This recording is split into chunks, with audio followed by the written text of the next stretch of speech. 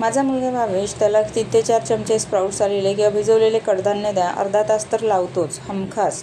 आणि मग त्याला खूप ओरडावं लागते. तर मग मी इथे अशा प्रकारे छोट्या आकाराचे चिले बनवून दिले. सांगते ना, एवढ्या लवकर संपवले. तर इथे मी मोड आलेले मूग घेतले, लसूण पाकळ्या, आलं, मिरची, टोमॅटो, सांबार, कांदा आणि पाणी टाकून मिक्सरला स्मूथ बॅटर बनवलं. त्यामध्ये गव्हाचं पीठ टाकलेलं आहे, तो व्हिडिओ इथे स्किप झालेला आहे. नंतर हळद, तिखट, मीठ आणि धने पावडर, जिरं पावडर टाकून चांगलं मिक्स केलं. तर तुम्हाला दाखवेल मी आता. तिथे मी गव्हाचं पीठ मिक्स केलेलं आहे.